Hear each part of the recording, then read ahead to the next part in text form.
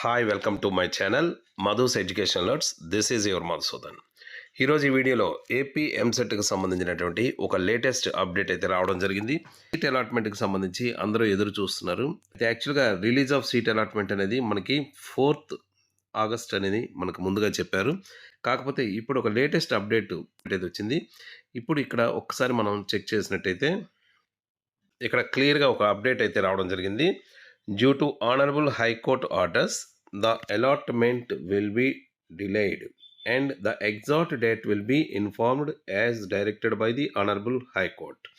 అంటే ఇక్కడ మనకి హైకోర్టు ఉత్తర్వుల ప్రకారంగా ఈరోజు రిలీజ్ చేయవలసినటువంటి అలాట్మెంట్స్ అన్నీ కూడా డిలే అవుతున్నాయి.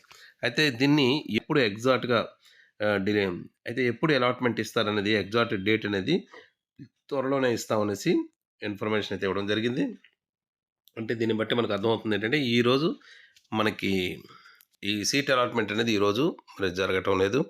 సీట్ అలాట్మెంట్ అనేది ఈరోజు అయితే ఇవ్వటం లేదు. సో నెక్స్ట్ డేట్ అనేది ఎప్పుడు వస్తుంది అనేది చేస్తారు. అయితే ఇప్పుడు చాలామంది ఈ కామెంట్ బాక్స్లో కూడా అడుగుతున్నారు, అసలు క్లాస్ వర్క్స్ ఎప్పుడు స్టార్ట్ అవుతాయి, ఆల్రెడీ స్టార్ట్ అయిందని అడుగుతున్నారు.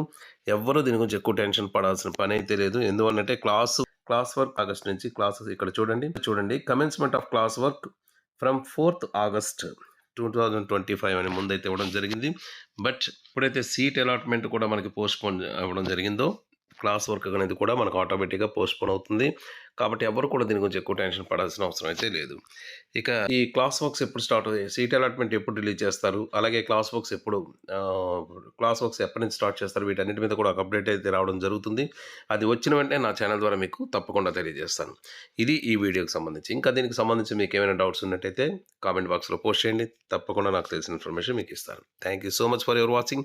This is your Madhusudan. Thank you.